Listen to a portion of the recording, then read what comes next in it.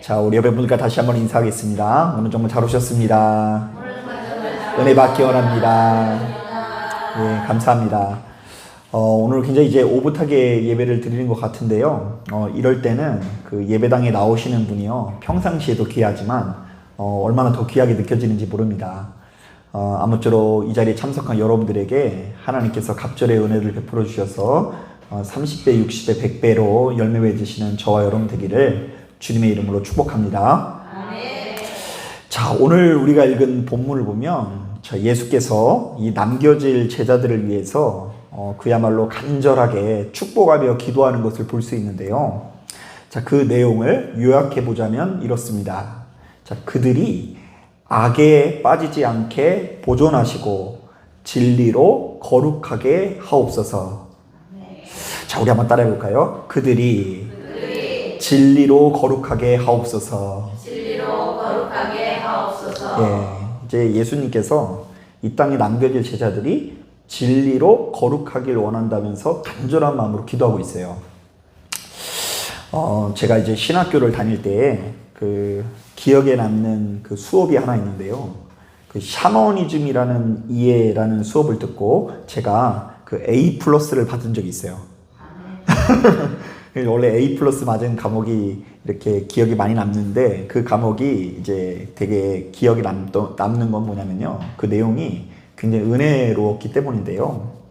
자, 그 수업 내내 이제 어떤 걸 배웠냐면, 세상에 있는 모든 종교는 크게 두 가지로 나눌 수 있대요. 먼저 첫 번째로는 기복 종교라는 것이 있는데요. 자, 바로 이 종교들은 주로 신을 믿으면 부와 건강, 행복 따위를 누릴 수 있음을 강조하는 종교이고요. 자, 그렇다 보니 바로 이 가정에서 자신의 믿고 있는 신을 감동시키는 것을 그 무엇보다 중요한 가치로 여긴다고 합니다. 자, 왜냐하면 자신이 믿고 있는 신이나 선지자를 감동시킬 때에 그에 걸맞는 보상을 받을 수 있다고 여기기 때문입니다.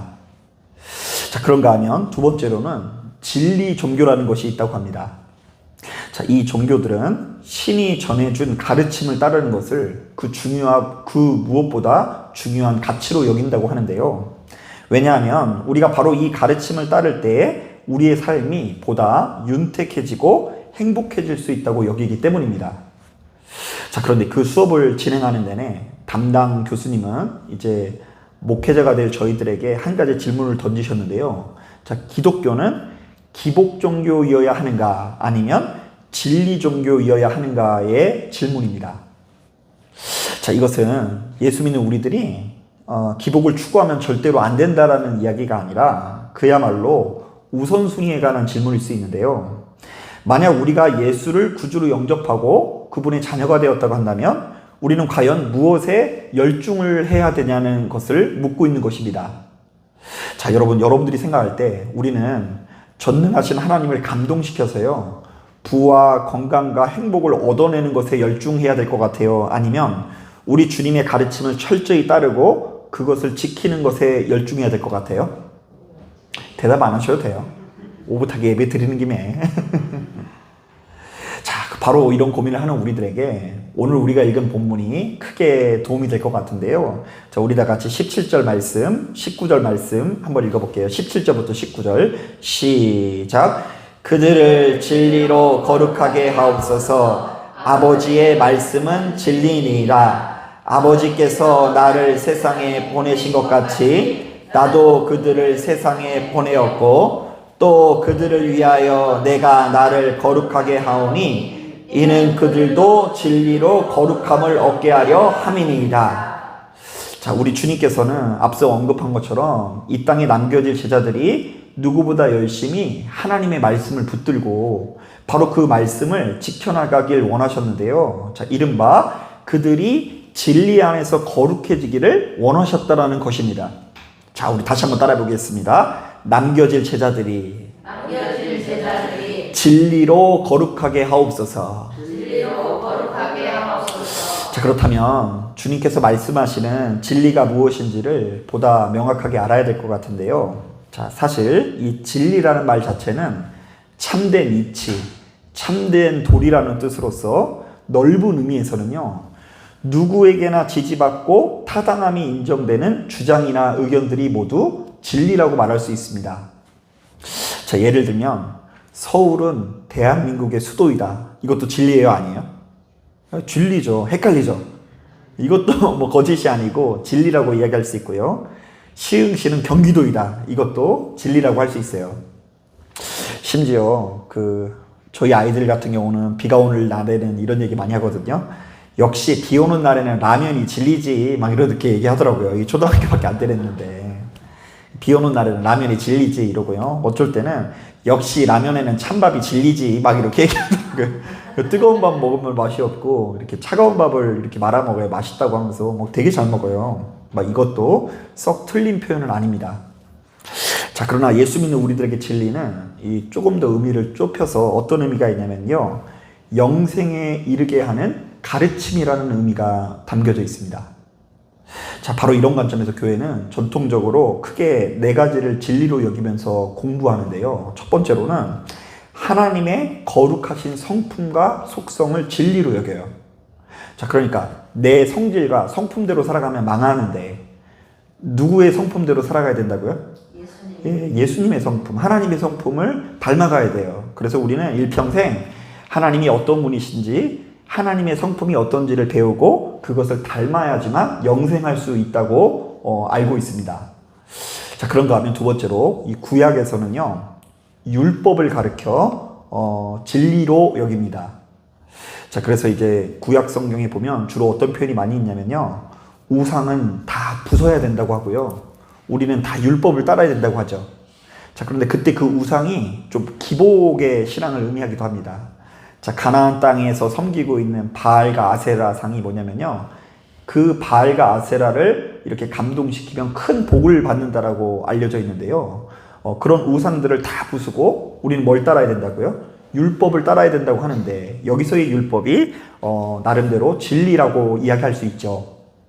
그런가 하면 신약에서는요, 그리스도와 복음을 가르쳐 이 진리라고 하는데요, 이 대표적인 말씀이 바로 이것입니다.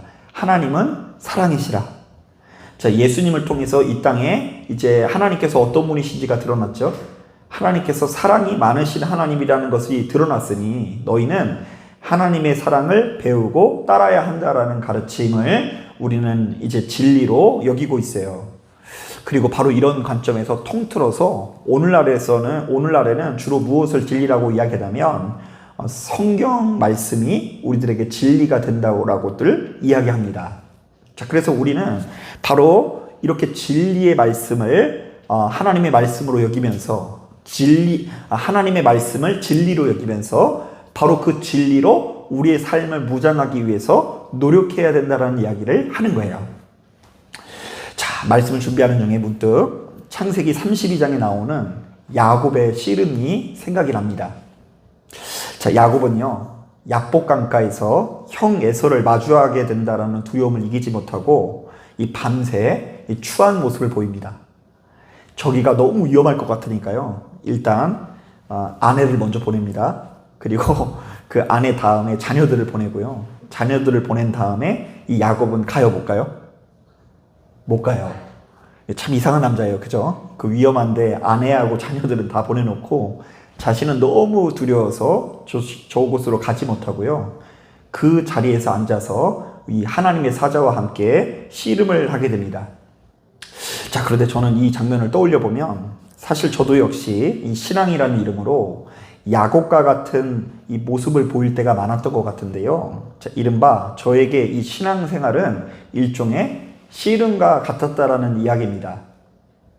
자, 그래서 이 목회를 시작한 초창기에는 주로 이 성령의 역사와 표징이 나타나게 해달라고 저 나름대로 열심히 기도했던 것 같은데요. 하나님, 이번 예배 때 우리 성도님들이 큰 은혜 받게 하여 주옵소서. 하나님, 이 예배를 통해서 우리 성도님들이 이왕이면 뒤집어질 수 있도록 인도하여 주시고, 돌아가는 발걸음 가운데 떨어지는 불덩어리 하나 목격하고 돌아갈 수 있도록 하나님 인도하여 주시고, 병 고침의 역사가 나타나 주시옵소서. 이런 목적을 가지고요, 하나님 앞에 간절히 기도하고요, 또 마음이 더 깊어질 때는요, 이것을 놓고 금식하며 기도했던 것 같아요. 자, 그리고는요, 실제로 제가 만족할 만한 표징이 나타나면 얼마나 행복하고 즐거운지.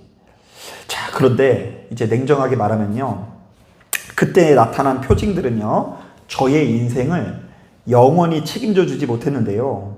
자, 강권적인 성령의 능력을 분명히 경험하지 않은 것은 아닌데, 경험했음에도 불구하고 그 경험은 쉽사리 잊혀지고, 저는 항상 제가 바라는 것이 있을 때에만 하나님께 충성했다라는 기억을 지울 수가 없어요. 하지만 최근 들어 저의 씨름은 좀 다른 방향으로 좀 전개되고 있는데요. 자, 이제는 저의 주된 관심사는요, 진리이고요. 바로 그 진리 안에서 자유하고 성숙해지는 것이야말로 저의 일생의 가장 큰 목표가 되었습니다. 사실 여러분들이 어떻게 생각할지 모르겠지만, 제가 목사이긴 하지만 되게 성품이 못됐거든요. 그래가지고 정말로 열심히 기도하지 않으면 주변 사람들을 되게 힘들게 할 소지가 높습니다. 자, 가깝게는 제 가족들도 힘들게 할 소지가 있고요. 더 나아가서는 이 자리에 참석한 여러분들도 제가 되게 못살게 굴 여지가 많이 있는 사람이에요. 자, 그렇기 때문에 늘상 내 자신을 돌아보면서 내 안에 있는 쓴뿌리를 거절하는 것이 굉장히 중요한 일과 중에 하나입니다. 자, 이런 점에서 시편 119편에 나오는 말씀이 참 은혜가 되는데요. 자, 제가 한번 읽어볼게요. 진리의 말씀이 내 입에서 조금도 떠나지 말게 하소서. 내가 주의 규례를 바랐음이니이다. 내가 주의 율법을 항상 지키리이다. 영원히 지키리이다. 내가 주의 법도들을 구하였사오니 자유롭게 걸어갈 것이오며 이 말씀은 나의 고난 중에 위로라. 주의 말씀이 나를 살리셨기 때문이니이다. 여러분, 가만히 보면 제가 목회를 하면서 보니까 생각보다 많은 사람들이 입술로는 자기 자신을 죄인이라고 쉽게 고백을 합니다. 자, 우리는 스스로가 하나님 앞에 죄인이라는 것을 인정해요? 안 인정해요? 쉽게 인정하죠. 그래서 이런 얘기 되게 많이 들어요. 목사님, 제가 저의 허물과 죄로 인해서 나의 인생을 좀 낭비한 것 같아요. 목사님, 내가 너무 큰 죄인이고 악한 자이기 때문에 저 때문에 저와 가정이 좀 망친 것 같아요. 이런 이 고백의 이야기, 회개의 이야기를 참 많이 듣는 것 같아요. 뭐 얼마나 서슴없이 이런 얘기가 나오는지 툭 치면 우리는 내 자신이 어떤 사람이라고요? 죄인이라는 이야기를 굉장히 많이 해요. 자, 그런데 정작 자기 자신의 죄와 허물을 정직하게 마주하고는 그것을 넘어서려고 노력하는 사람들은요, 생각보다 흔치 않을 수 있습니다. 그러니까 내가 죄인이긴 하지만 지금 죄인이라고 말하고 있었던 그 쓴뿌리들 있죠. 나를 인생을 망치게 했던 그 무엇인가를 벗어내려고 하는 노력을 하지 않는 거예요. 그래서 제가 언젠가 어떤 목사님 말씀을 듣는데 그 목사님 설교 제목이 적당한 동침이라고 하더라고요. 그러니까 내가 죄인 줄 알았으면 완벽하게 거절해야 되는데 우리는 죄라고 말하면서 적당히 어떻게 한다고요? 동침하면서 이렇게 신앙생활을 한다는 거예요. 자, 지금껏 세상 기쁨과 즐거움에 취해서 자기 인생을 낭비한 죄인이라고 고백하는 자가 여전히 세상 기쁨과 즐거움에 얼쩡거리고 있고요. 지금껏 탐심에 사로잡혀 물질에 지배당해 자신의 인생이 크게 고통스러웠다고 말하는 자가 여전히 세상 유혹과 거짓 정보 가운데, 거짓 모임 가운데 자기 자신을 방치하는 경우가 많다라는 거예요. 심지어 지금껏 타인을 조금도 사랑하지 못하고 이 사람 저 사람을 다 떠나게 만들고 상처 입힌 사람이 여전히 자신의 언행심사를 조금도 교정하지 않고 이전과 동일한 태도를 보이는 경우도 상당히 많이 있습니다. 자, 그렇다면 바로 이런 종류의 삶을 예수 안에서 거듭난 삶이라고 이야기할 수 있을까요? 자, 내 인생을 망쳤다라고 하는 것에서 여전히 벗어나지 못하고 여전히 나와 내 가족만을 사랑한 채 주변 사람들에게 그 언행심사를 조금도 다스리지 못하는 내가 어떻게 복음을 영접했다고 말할 수 있고 어떻게 거듭났다고 말할 수 있냐는 것입니다. 자, 안타깝게도 예수 믿는 우리들이 시간이 흐를수록 진리 안에서 성숙해지지 않는다고 한다면, 자, 우리를 사로잡고 있는 죄악의 권세로부터 이전에 경험한 실패들을 또다시 반복할 수밖에 없고요. 자, 복의 근원 대신 하나님의 권세를 누릴 수 없다라는 것을 기억해야 될 줄로 믿습니다. 자, 변화돼야 됩니다. 바뀌어야 됩니다. 벗어버려야 됩니다. 손에서 내려놔야 하는 것입니다. 자, 그래서 야고보서 1장 말씀을 보면 우리가 반드시 기억해야 되는 말씀 중에 이런 말씀이 있어요. 사람이 시험을 받을 때에 내가 하나님께 시험을 받는다 하지 말지니 하나님은 악에게 시험을 받지도 아니하시고 친히 아무도 시험하지 아니하시느니라. 오직 각 사람이 시험을 받는 것은 자기 욕심에 끌려 미혹됨이니 욕심이 잉태한 즉 죄를 낳고 죄가 장성한 즉 사망을 낳느니라.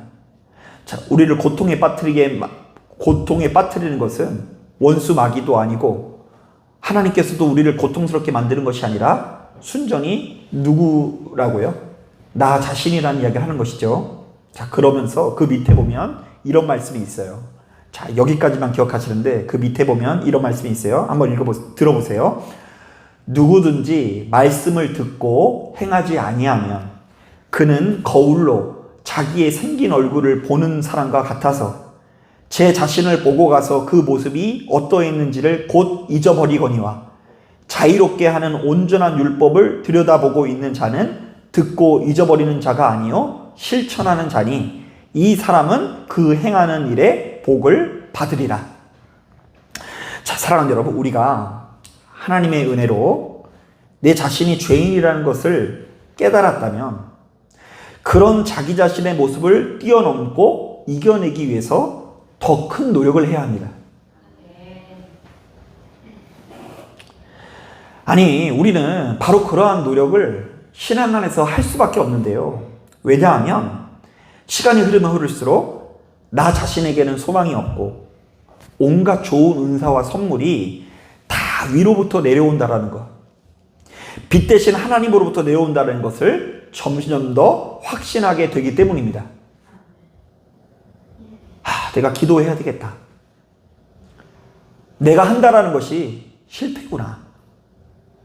내가 여전히 내 자신이 참 괜찮은 사람인 줄 알았는데 나는 그렇게 대단한 사람이 아니구나. 주님, 이런 나를 긍휼히 여기사 나를 붙들어 주시고 좋은 곳으로 성장할 수 있도록 인도하여 주옵소서.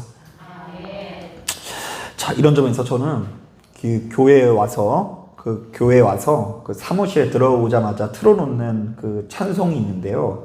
주는 완전합니다라는 찬송입니다. 그래서 여러분 집에 가서 한번 들어보세요. 그 가사가 굉장히 은혜로운데요. 제가 가사를 한번 읽어볼게요. 주여, 우린 연약합니다. 우린 오늘을 힘겨워합니다. 주 뜻 이루며 살기엔 부족합니다. 우린 연약합니다. 주여, 우린 넘어집니다. 오늘 하루 또 실수합니다. 주의 긍휼을 구하는 죄인입니다. 우린 주만 바라봅니다. 저 어때요? 여러분 좀 공감이 되지 않아요? 이게 이제 음이랑 같이 안 하니까 좀 더 어색하게 느껴질 수 있는데 이번 주일날 한번 이렇게 찬양 한번 불러볼까요? 그러면서 뒤에 보면 이런 말이 있어요. 하나없는 주님의 은혜 온 세상 위에 넘칩니다. 그러니까 나는 너무나 연약하고 부족해서 매번 넘어지지만 이런 나를 도울 수 있게 한없는 주님의 은혜가 온 세상에 어떻다고요? 넘친대요. 가릴 수 없는 주영강 온 땅 위에 충만합니다. 주님만이 길이오니 우린 그 길 따라갑니다. 그날에 우리를 이루실 주는 완전합니다. 쉽게 말하면 나에게는 소망이 없고 오로지 하나님에게만 소망이 있습니다 라는 이야기를 하는 거예요. 여러분, 제가 이 찬송을 듣다 보면 제가 비록 작은 교회 목사이긴 하지만 왜 일이 할 일이 많고 바쁘게 느껴지는지 모릅니다. 여러분, 목사인 제가 뭐가 바쁠까요? 물론 설교 준비나 예배 준비하는 것도 바쁘지만 너무나 연약하고 소망 없는 내 자신을 성령의 은혜로 덧입히는 과정 자체가 바쁜 거예요. 자, 보암직도 하고 먹음직도 한 세상 열매가 목사님 눈에도 보여요, 안 보여요? 보인다고 해주세요. 보이니까 그거 안 보려고 이제 거절해야 되고요.